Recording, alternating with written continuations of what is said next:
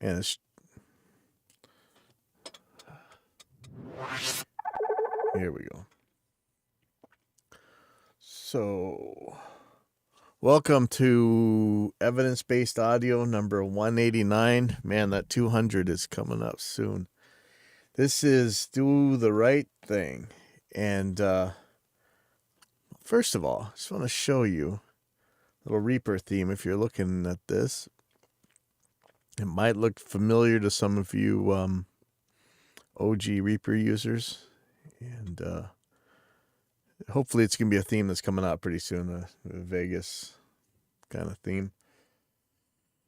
And anyway, so first of all, there's something at the Reaper forum. It says Newsflash, the Bitwig Civil War. And so if you don't know Bitwig is another DAW. It's roughly the same price as Reaper, I think, if you're using the professional version. $400. I don't know what it does different. I know a lot of people love it, but I think it's more for creators than it is for mixers. Anyway, so this was a forum post over at the Reaper forum. It says the Bitwig user base is having a collective meltdown right now. You know, the regular one so many DAW companies have experienced lately. It follows the established script for these kind of events. A poor or harsh business decision makes the forums light up like a Christmas tree with endless threads and subsequent threats of rage quits and door slamming. It's then followed by the obligatory forming of pitchfork mobs with slightly different takes on just how messed up the situation really is. Long story short, Bitwig released a couple of effects that were not included in the upgrade plan and which they now sell separately. Nothing unusual here so far. Many use this business model. Bitwig is a little different, though. For all its swanky awesomeness, it's really quite slick. It's a damn expensive product, especially considering its pretty limited feature set.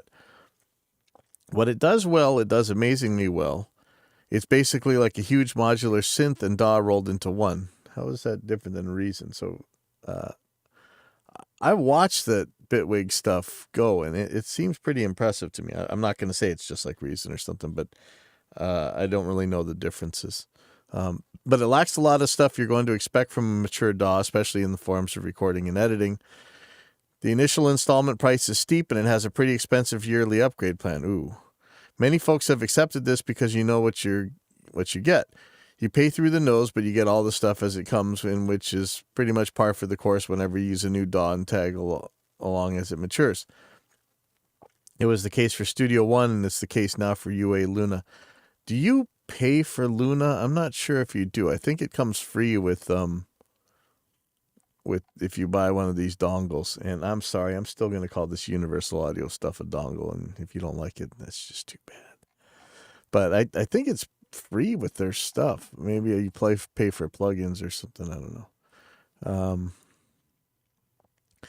You get all the stuff in our upgrades was the selling point that Bitwig made, and it seems the new model even contradicts the end-user license agreement on that point.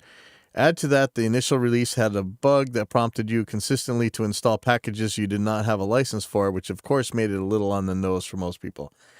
Okay, so that sounds like this may be a thing like, I like IK Multimedia and Amplitude and stuff, but when you go through the preset browsers, there's no way to turn off, at least as far as I know, there's no way to turn off showing presets for stuff you don't own. And so you just end up scrolling through a bunch of junk, and you got like a couple presets that you can actually use, and the rest you'd have to pay for some stuff. And, you know, it's just those ecosystems. Like, you know how you can't just buy a goddamn plugin anymore? You got to download the whole thing, and then like it installs every single plugin they have, and you just can unlock the ones that you paid for.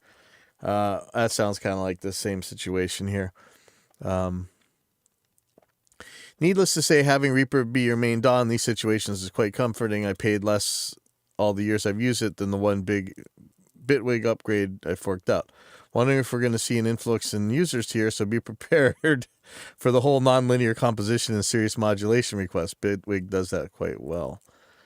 They don't have a regular forum, so if you're curious, just go to KVR. And I considered not even going anywhere near there, but uh, it, it it actually turned out pretty well. But I want to talk about this because it's here's somebody answered the confused concept of having to make more profits every year and putting that first instead of the customer base keeps the damn thing alive in the first place is quite silly. But how do you keep paying for these upgrades? I mean, you got to charge someplace, and people get quite spoiled by Reaper, but yeah, so this guy answers. I honestly think the concept of them having to make money on a yearly basis isn't confused at all. They keep working, so of course they keep wanting to keep earning. It's a fair thing to want. In other businesses, it's very clear that when you pay for a product, you pay for work that has already happened. The only future work you're possibly in your right to expect is that which is explicitly stated in some kind of warranty. But with software, each product is dependent on a bunch of other products in a rapidly evolving system, and so paying for past work isn't quite good enough for most of us since we know the environment changes too much and the investment comes burnt. This puts developers in a tricky situation of having to define exactly what future work a customer has paid them for, since no one can know the future and that's not easy to do. People are upset because it seemed like Bitwig had a simple answer to the question: buy a license, you pay for all their previous work. But the 1 year upgrade plan, you pay for work from now until a year from today. The word all in those sentences turns out mattered more to people's perception of value than the Bitwig team anticipated, and now many feel it as a letdown. Anyway, I'm glad to be using Reaper at this point. It's a similar model in some ways, but buy a license, you pay for all the past work and possibly years of future work too. It is hard. I tell you, as a developer, this is a tricky thing, man. You got to pay your developers. You got to be smart about it. But anyway, so I went and took a look at KVR, and what do I see but threads that say they did the right thing, now show support. Bitwig did the right thing. The add-on thing was a huge mistake, but I do not believe they attempted to change their business model out of greed. I think they wanted to expand their company and grow. I, like most of us, was upset and vocal about them keeping devices as part of the update plan. We won. They moved the line. They will lose revenue over this, and that's not at all what I wanted. I just wanted what was promised, etc. So if you're happy with how it turned out, buy the update plan if you haven't yet. I haven't yet, and I will today. I'm going to buy the update plan for a full price for the first time because I believe they deserve to do well. The product is great, and they listen to us. I think that's pretty good, man. They heard from their customers and they upgraded. I guess they took away this problem that was making everybody mad. And then there's somebody put up another thread called the official statement at Bitwig, and then some douche Dash Glitch is the name. I mean, I hate this. It's some clickbait where, of course, the guy got the mouth wide open. Stuff just makes me nuts. Let's see. Everyone makes mistakes. I know I do. Bitwig made a mistake, and it's how they respond to their mistakes that counts. Both did the right thing. Yeah, I like this. I can't take anyone seriously who has their big face with gaping mouth on the still image of the video like that. I hate it. It's essentially clickbait. It's not essentially clickbait. It's clickbait. This is one of those things that future generations will rightfully mock today for. At some point, word got out that if you have to make thumbnails like this to please the algorithm, and the next thing you know, people are smiling like a donut without questioning if it's really necessary. Yep.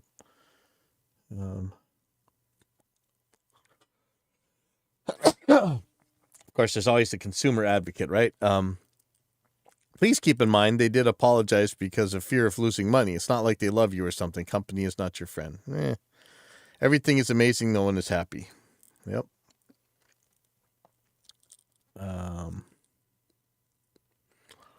So I guess there's some guy named Venus Theory that left over this, and I guess they had a bunch of videos and forum dramas. I guess I'm not really that interested in watching whatever that is, but let's see what the official response thing is. There was a We've had time. So this is officially from Bitwig. We've had time to reflect on last week's Spectral Suite announcement and then responses from our community. We apologize for how we handled that, and we want to make it right. Spectral Suite is now part of Bitwig Studio 4.4, which came out on October 5th. Anyone with the current upgrade plan now owns Bitwig Studio 4.4 and the 4 Spectral Suite devices. Moving forward, all of our Bitwig Studio feature development, including devices, will be covered by the 12-month upgrade plan. Bitwig could still just name it something else and get away with it, I suppose. But, that's pretty ballsy of them. So let's see what this official response from this clickbait dweeb is. So Bitwig just released their official statement to the community regarding the whole debacle about the Spectral Suite thing that was going on. In a couple of sentences, they released a couple of plugins that seemed to upset a little bit of stuff regarding their upgrade plan because they were released as a paid add-on. The community was very upset, and for a little while, Bitwig was quiet on the situation. And I'm going to speculate a little bit why I think they were quiet about it. I'm not saying I'm going to make any excuses or anything like that. In the statement, there was some pretty good news regarding the future of Bitwig, or just gauging by how the community is responding to the announcement already. It looks like things are pretty good. Again, I come to this with a sense of bias, obviously having been given an upgrade to Bitwig because I do content. But, I'm just reading the community at this stage and just judging by how I think they've responded. I think, from myself, it seems that faith has been restored somewhat. Anyway, let's read through the announcement together. So, to our... All right, don't DMCA me. I'm watching this because supposedly this is the content that people want to get out. This is channel's name is Dash Glitch. Go check it out. His channel, I suppose it has a bunch of Bitwig stuff. Our community. We've had time to reflect on last week's Spectral Suite announcement and the responses from our community. We apologize for how we handled this and want to make this right. Spectral Suite is now part of Bitwig Studio 4.4, which has an official release date of October 5th, 2022. Anyone with a current upgrade plan now owns Bitwig Studio 4.4 and the 4 Spectral Suite devices. We'll contact everyone who purchased Spectral Suite to offer a choice of a refund or an extension of including device. Then we can say pretty good news. Firstly, they're saying that the Spectral Suite will be included as part of Bitwig Studio 4.4. It looks like they've also backdated the release of 4.4 to October 5th, and that's obviously to take into account any of the people that were still on the upgrade plan when the announcement was made, and which I think is, step one to try and make things right. I think the fact that they were quiet until today, almost a week, I think it was 6 days since the original announcement. I think the fact that they were quiet until now was they obviously had to go in and develop things further so that they could actually release Bitwig 4.4. Obviously, they weren't planning to release this update now. They had released 4.3.9 last week. So obviously, they called in the team and said, listen, we have to make things right. Let's, work overtime or whatever the case is. I'm just speculating at this point, like I said, not making excuses. But I'm just throwing information out there. And it looks like they've kind of got things together in time to release an update, which is Bitwig 4.4. I think the other really key piece of information here is the fact that it says, moving forward, all of our Bitwig Studio feature development, including devices, will be covered by the 12-month upgrade plan. So that basically answers most people's concerns about the transparency of what's happening with the future. And I think it's really great the fact that they actually responded in a way that a lot of people, at one point it was kind of like wishful thinking, but they've actually responded in a way which I think a lot of people are very happy with. So that means if you do own the upgrade plan, you now have access to the Spectral Suite devices. If you bought the Spectral Suite devices, Bitwig will offer you a refund. So it looks like pretty much it's a win-win situation for everybody at this point. And I think the fact that we now sit at a point where Bitwig listens to the community, especially in situations which are quite dire, I think that's another win in the situation.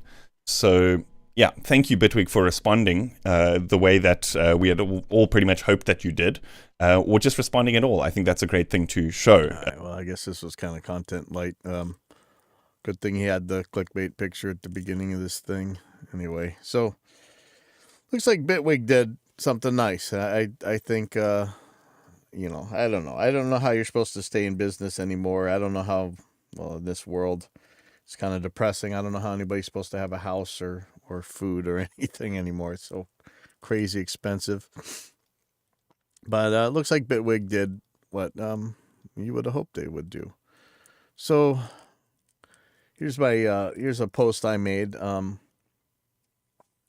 I put up some videos showing some. Well, in fact, let me just I can actually pull this up. Let me pull this up.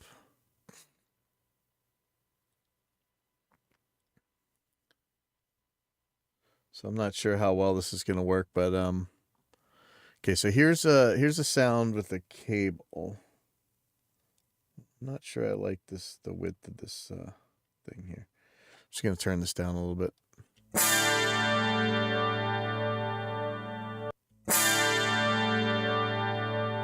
Okay, that's guitar plugged in. Here's the same preset with the EMG 707. I'm playing the same thing.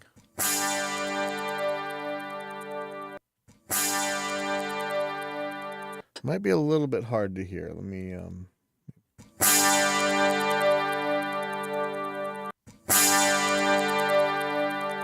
don't know if you can hear that chattering that's happening. So that's with the Line 6 Relay G50 wireless. See, it's not there in the cable. Initially, I'm thinking, you know, it's got to be the volume of these pickups because, like it or not, this it lights up red. The clip light indicator on the Line 6 receiver. And there's no gain control on the transmitter. I think we talked about this a little bit, but here's a much quieter pickup. This is like a passive Ibanez Artist pickup. It's a humbucker, but it's nowhere near the volume of this EMG. And it's making the same sort of problem. So I had asked, and actually there was a Digital Igloo. I think it's that Eric guy. He works for Line 6. Really cool guy. He, you know, anytime I want to get a hold of Line 6, I just, you know, I kind of ask him. Eric Klein, I think is his name. And he actually went to the techs at Line 6, and I had done this before as well, and I got pretty much the same answer. But it's really cool that he checked. He said he got a message back. Said, unfortunately, if the user is encountering clipping with a certain instrument, then that instrument may be an outlier. I don't agree. This is happening on very quiet passive pickups as well. If he wants to continue using that instrument with the wireless gear, he may need to figure out a way to attenuate, adding a pad inline or turning down his volume pot. I had actually asked them about how to build such a pad. I spoke briefly with the electrical engineer. He mentioned that the relay transmitters should be able to handle 6.25 volts peak to peak, and it's exceedingly rare for guitars to have a higher output than 6 volts peak to peak. So what? So I kind of wanted to know. Yeah. So EMG in certain specifications says that the voltage can go to 4.5 volts. It's still well under the 6 volts, unless that's really 3 volts peak to peak, or 3 volts, and so 4.5 volts would be 9 volts peak to peak, or I don't know.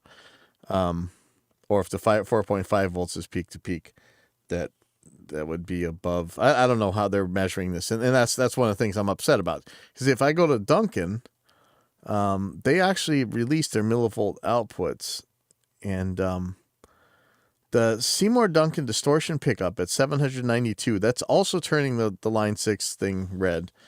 But you know, I have blackouts, right? So let me find that. I have blackouts on one of my guitars.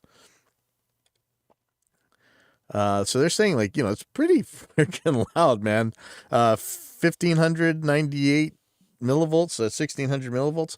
Now, I've seen more realistic EMGs, like right here, peak output voltage, 1750 millivolts. And that's really what I'm seeing. I don't think it's putting out 4.5 volts. I think it's more like 1.8 volts. But one of the things I wanted to know, and I even asked, if someone please try it with your own pickups. Let me know if you have a Line 6 relay, let me know if that thing goes red with your regular passive pickups. So I said, for the record, I have guitars with EMG 707s, EMG 81, EMG 85s, and Duncan Blackouts. All of these make the red clipping light go on. I have a thread about TGP about blah, blah.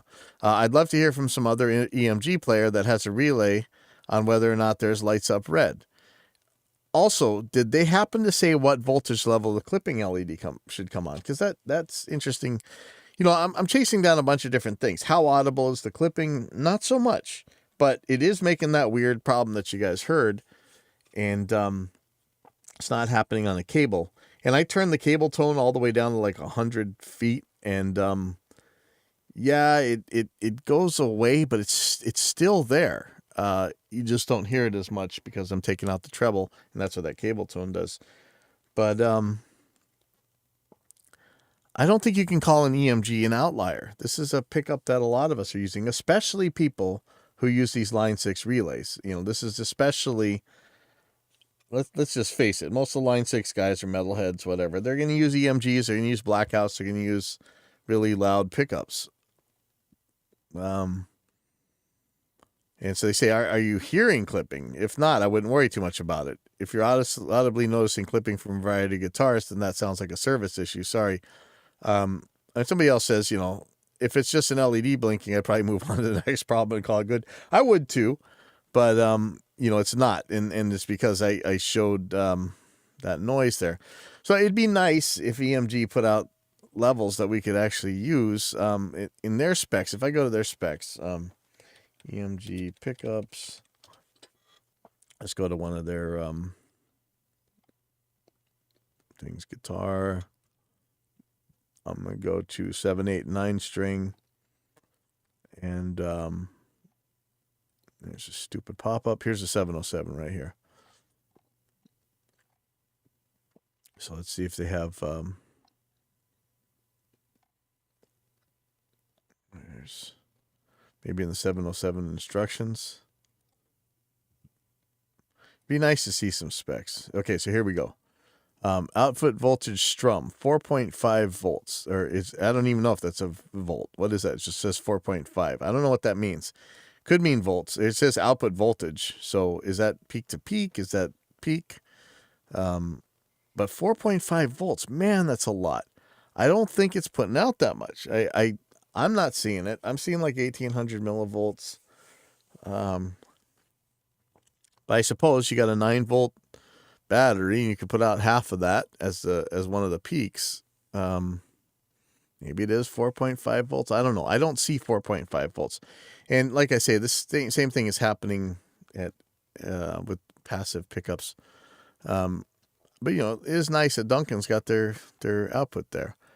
So I'm looking at other wirelesses, and still, in our infinite wisdom, I don't know if you remember, not to get too political, but we had a president who, even if you hated him, hopefully, the idea that he was going to bring manufacturing back to America was a good thing. The idea, listen, I know, we are musicians and we want peace and whatever else, but the idea that you're going to have a country that you're at war with build and sell you the bullets for your guns that you would have to use to defend yourself, for your army and stuff. It sounds insane. And you may not think that we're in that situation, but we are. Because these chips are every bit as important as bullets. And we have a hostile country who has already shown that even without bad intentions, when we needed PPE, remember at the very beginning of the Backstreet Boys reunion tour where we needed masks and gloves and things like that, and they turned around ships that had these products on them because they needed them for their own people. And I don't know that I can blame them for that, but shouldn't we be building this stuff ourselves? I mean, we made a big deal about having these car companies make these ventilators that we needed. I mean, we probably should be building our own chips. And again, that's for like the really big deal hospital and military and all that stuff. But man, at our level, do we feel it? I tried to order a bunch of wirelesses over the last couple of days, and every single one of them got a refund due to out of stock. We're not going to see these things because there's no chips, man. Everything's out. But there was a thread about the, this guy said, I'm getting rid of my GLX D16, which is a very popular Shure wireless, really good unit, that they've discontinued. So you want to do I get an SLX D14 or a BLX 14? And, for one thing, thankfully, we're moving away from 2.4 gigahertz wireless. There's other frequencies we can be in. And if you don't know, the reason you don't want to be in that 2.4 gigahertz band, just like with our mixers and stuff, which is sad, but 2.4 and 5G are where all the cell phones and everything else in the universe are hanging out at. So, it's not that we don't have good discrimination. We do, but boy, it's crowded over there. It'd be nice to get out of that band. And, people are asking, when we get out of here, where are we going? And I want to ask you guys, is analog wireless still a thing? Because there's a lot of analog wireless devices for sale. In fact, the most expensive of them, if I just go with Shure and Sennheiser, and I take away in stock, because I'll show you that later. The EW100, I think, is one of the more expensive ones. It's $680. I mean, ouch, that's expensive, man. I mean, shouldn't wirelesses be dirt cheap at this point? They should. As far as I know, this one is, analog. So here's a $680 wireless, and it's analog. It's operating the 500 megahertz range instead of the 2.4 gigahertz range. And it has impressive specs. But how do these things sound anymore? I mean, back then people used to complain about the sound of like these cheap Shure wirelesses. I had one. I thought it was fine back in the day. Now I'm running this Relay and I couldn't be happier except for this, the fact that it died on me kind of right away. And I've had some dropouts, but it sounds pretty good except for this dynamic problem we're having. And that's why I want to try one of these other wirelesses. But holy hell, man, they are expensive. And, here we got like the really handy type, like the X5s and stuff. So the XSWD, where you charge it, and what is the difference between the XSWD and XSWD instrument base? One's like a pedal board thing. Like you don't have to wear a belt pack anymore. You just have this thing that plugs into the guitar, and that's it. It's pretty handy. I tried them, the X5 style. I tried the Joyo one, the Lakato. We talked about it. It's such a handy form factor. Line 6 has one called the G10 that does the same thing. But, without a trim control that you can turn down, I don't know that I really want to use these things. And they're at 2.4 gigahertz as well. So that's kind of a showstopper. But fact is, some of these things are analog. The Shure BLX 14, I think that's the cheaper one. They're analog. There's a Sennheiser XSW2 and XSW1. I don't know the difference between them. They are also analog. The SLX-D is the new digital one from Shure. I don't know why that some of these things cost so goddamn much. The Shure SLX-D, let me find it. SLX. So there's an SLX 14 that's analog. It's $560 for the guitar one. Here's the SLX-D. It is, all right, well, that's the expensive one. Let me find that. Here we go. No, we don't. Where is it? It says guitar wireless, but it comes with an SM98. That's not. Okay, here we go. $650 for the SLX D14. And this one actually has a trim control.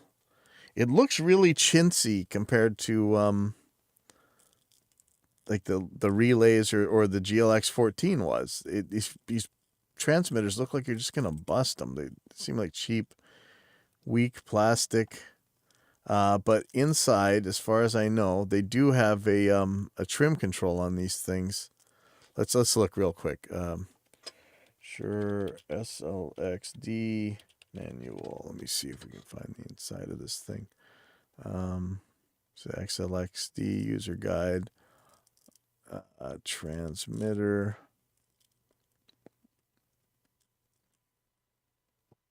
Let's see where can we see the transmitter?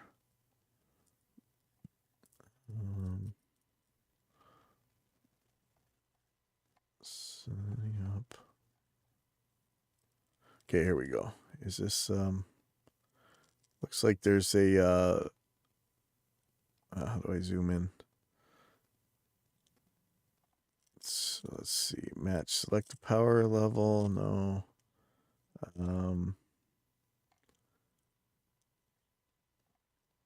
Transmitter. I swear there was a setting for the gain or the trim. Sound check and gain adjustment. Okay. Adjust the gain to keep the audio indicator. So that's for the receiver, but how do you change the gain on the transmitter? Not seeing it. Wearing the body pack transmitter.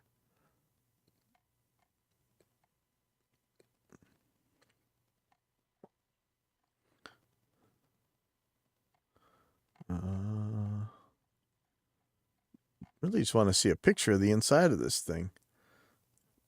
Hardware interface. That's the receiver. Sound check and gain adjustment. So it looks like you send the gain on the receiver, but I swear there's a way to change the gain on the transmitter. So here's the specs anyway. There was a maximum input, I think. And it's weird because the PGX, the cheaper one, had a little bit more gain. Okay, so audio output gain adjustment range. So I think this is for the receiver, -18 to +42. That's nice that that's there, but if it distorts on the transmitter, that would be a problem. So here's maximum input level 8.2 dBV, 2.57 volts RMS. So if we go to a voltage to dBV calculator, I know I saw one that was actually decent. Is this the one? dBV. Let's go. So if we were to go with that 4.5 volts, 13.06 dBV, that's way over it. But if we went more with the 1.8 that I'm really seeing, the 1800 millivolts or whatever, 7.3, 5.1 dBV. So that's well underneath this. 7.2 volts peak to peak. That's way underneath the. I mean, that's above the what EMG says they would do at 4.5 volts, unless that 4.5 volts is actually 9 volts peak to peak, which would be over it. But I don't think it's going to be. So this looks like it would cover it. But again, I tried to order one. There's none in stock. But it seems like a bunch of these devices actually had trim controls. It's amazing that I'm having so much trouble seeing the inside of this thing. Let's look and see if we can't see the Shure SLXD transmitter. Let's see if somebody's got a picture of the inputs of this thing.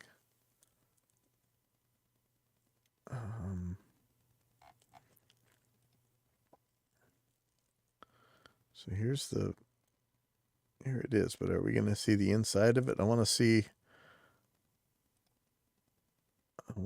this whole thing here.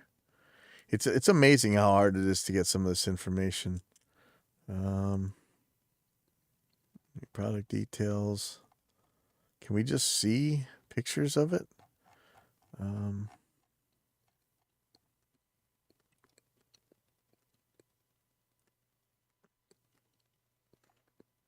That's like the user's guide. I don't really want to see that. I want to see a picture of it. Maybe it's in the quick start guide. Let's see. Or is this the thing we already looked at? Yeah, that's useless. All right. User guide. Looks like the same thing. Shoot. Overview. I mean, I really just want to see the freaking picture of this thing. There's got to be more. Let's go to visit this one. No. These pictures are useless. See, I love when people tell you to Google stuff because it's not really going to be there.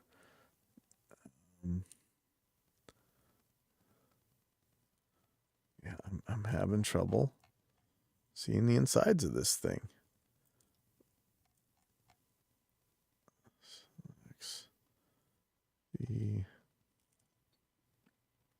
So is there really no way to see? That's a quick start guide again. Sound check and gain adjustment. Again, that looks like. Is there a gain adjustment on the transmitter? That's what I need to know. So, if it's got that much headroom, then all you really need to do is turn down the receiver. But I don't trust it. On the Line 6, you can't do either one. Push the control knob. Turn on the transmitter. I mean, I would love to see more pictures of this thing. I think on the BLX and the analog ones, there's actually a trim pot that you turn. Sound check and gain adjustment. So I don't know that there's actually a gain control in this transmitter. Sorry to take down such a rabbit hole, but again, this is what kills me. It's so hard to get this kind of information. So assuming that this one ain't going to clip out on you, let me go back on here and show you something. So this is what I ran into. This is just Sweetwater, but I mean, I'm seeing this everywhere. So I'm going to click in stock right here. So the 2.4 gigahertz thing is still here, but I don't give a crap about that. So the EW100, I don't know, but it's so expensive for an analog setup. This one, it seems like it does have a gain control. Let's take a look.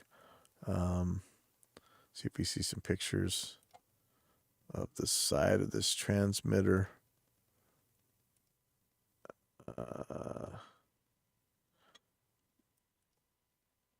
I swear. Yeah, what is that? So there's a set button. See, in this AF peak, I think that has to do with if you're clipping the unit itself, and I think that there's a way to deal with that. Oh, where's this right here? I thought that there's a switch or something on this one. Maybe not. Again. So I don't know. Maybe there's no gain setting on this. Anyway, $680 for an analog wireless in this day and age. It's kind of crazy. Even it's supposedly a junk one. Let's just say microphone system. We need the guitar one. $300 for the XSW1, which is an analog one. I don't know if that's the same transmitter as in these more expensive ones. I don't think so. But if you're noticing this, most of this stuff is out of stock. So there's an SLX14 analog version of the Shure. They've got those for sale. Maybe the PGXD. I don't think so, though. This is the mic one. I actually couldn't find the guitar one for sale. I got that one refunded when I tried to buy it. EW500, again, it's like $850 for an analog Sennheiser one. There really isn't much out there. It's like everything's out of stock. I mean, that was my rant about the chips. We need to be making our own chips. What's Poonin just saying? F something. Again, the pedal board looking ones, those are 2.4 gigahertz. The handy like X5 one, but I buy those for $30 off of Amazon. Those things are at 2.4 or 800 or 5.8 5G. Let me see. Anyway, I'm gonna get off of here in a second. Let me just get the site. Hello?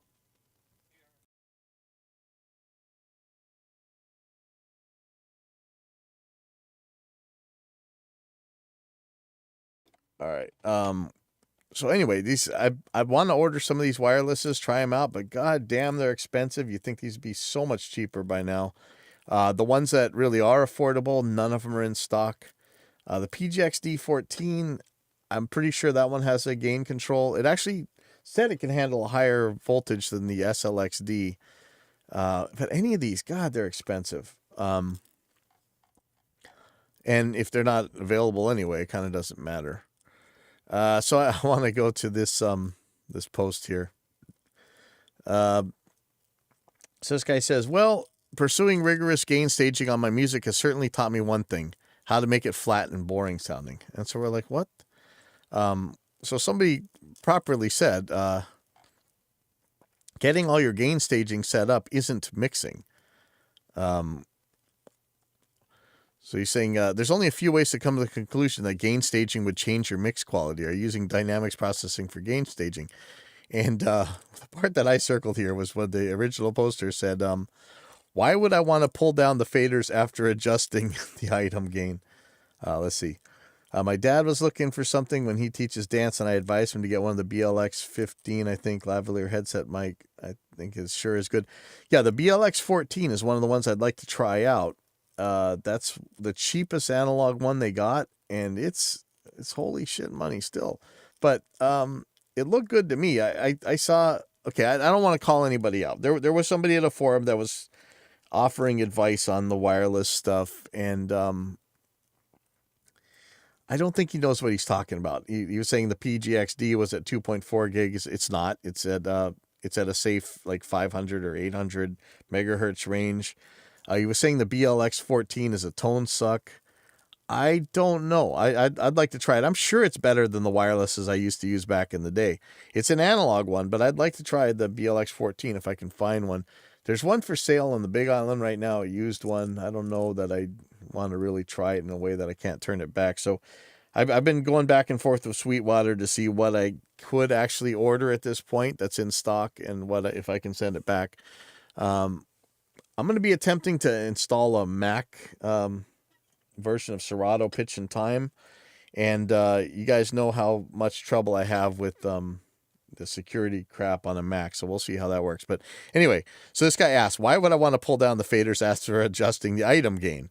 So that was like the gain staging. I think it seems like this guy thought that gain staging meant, you get your thing at a certain level and you leave it there. And then, yeah, you do get a flat and boring sounding mix because you didn't actually mix. I'm hoping that we're misunderstanding, but let me read this again. So he says, why would I want to pull down the faders after adjusting the item gain? And somebody else answered, so you can start pushing up faders to mix. I suppose you don't have to start from silence, but just gain staging your files isn't going to make anything sound good. And that's a big thing about gain staging. I think we've talked about it several times. Gain staging in digital, it's not necessarily even a thing, but there is a gain staging. Okay, think about everybody telling you to run your stuff so that your peak is at like 0 decibels full scale to your converters. If your converters are set for like minus 18 or minus 15 equals 0 VU, that means that minus 15 or minus 18 is your normal +4 operating level that you'd be running your gear at. You wouldn't take your +4 gear and then crank it up another 15 decibels to get it to tape. unless you're trying to distort something, which you might be. Expecting a -10 device like a prosumer device or consumer device to go from -10, which is like really -12, expecting to put like 20 or 30 decibels of gain into the thing and it's going to sound good, that's not proper gain staging. I mean, you want to be at whatever your zero is at. Digital level's fine. You're not going to get that tape noise or tape hiss, so don't worry about it.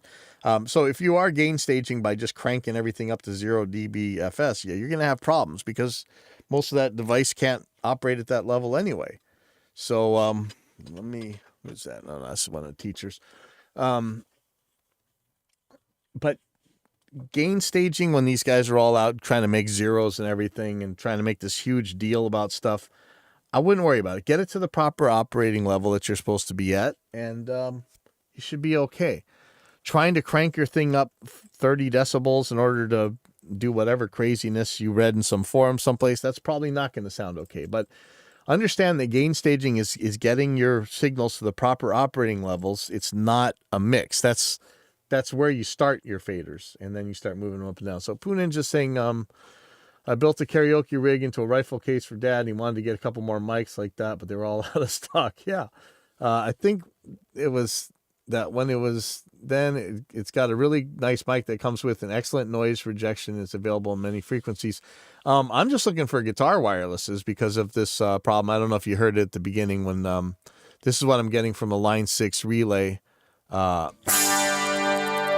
This weird clacky chattering noise when it should sound like that. And even when I ran a lower gain pickup, it's doing the same thing. As long as it goes red, it makes that problem. Let me I gotta open the door. I might be attempting to do this a little Mac install on the air here. Hopefully with your guys' help dealing with the Mac paranoia nonsense. One of the things that kills me, and I actually put people on ignore for this. I'm getting better at just ignoring people because I made that thread. Does anyone make something that can handle EMGs, a wireless? And so many people get on and say, "Hey, why don't you just turn your guitar down?" Listen, dumb asses. You're not going to try and get your guitar to the. And we had this talk about padding down stuff. A pad would make sense. Turning your guitar, trying to turn your guitar to the right level exactly at the right time every time you turn your guitar on is a non-starter. We just need something that can handle this level. And it's not like EMGs are rare in the world of metal and wirelesses and stuff. Tons of people got loud pickups. It's not just the EMGs that are doing this. And again, like I'm showing here, this is a very quiet Ibanez passive pickup that's still lighting that thing up red. So trim control. I'm surprised Line 6. I'm honestly surprised that Line 6 doesn't have a trim control or a pad or something. It's not like I'm the first person in the world to ever use an EMG with a Line 6 wireless. I mean, get out of here. And lots of times people tell me it's just my problem. It's not. I've tested this across several things. But yeah, it's like here's a couple people asked this. I might be stating the obvious, but would it work if you turn the volume knob on the guitar down? Yeah, it would, but you don't just turn guitar volumes down. I mean, and you guys might know mine are bypass, so they're up all the way all the time. And I say, it wouldn't matter if you turn it down anyway. If it's, somebody, what did he say? Is there a trim pot on the preamp? Yeah, but that wouldn't matter if it's already distorted at the transmitter. And so somebody's saying turn it down at the transmitter. Sorry, I have to put you guys on ignore if they're asking that kind of thing. The solution isn't to turn your guitar down. It's to have a wireless unit that can handle the input that you're putting out. Like the Helix has a pad control on it in case there's a loud pickup, and I do use that, and it works. So, it looks like the BLX14 that Poo Ninja's talking about here, the BLX14 manual. Let me see, BLX14 manual. So there's an R version and there's a not R version. The R version is rack mount. It's not going to fit on my pedal board. But I seen that people are showing how you can put it underneath your pedal board and just stick the antennas out. So that might be an option. But if I go to the BLXR user guide here, and hopefully this isn't going to be as horrible as the other ones where you can't see what the hell's inside that thing. So if I look on the transmitter, yeah, here we go. If I look on the transmitter here, I don't know how to. Guess I should have downloaded the PDF, but there's actually a gain control. Let me download the PDF here because this is ridiculous. BLX wireless system. Here we go. So if I zoom way the hell in on here, there's a group button, a channel button, and a trim pot. And this trim pot, let's see what it does.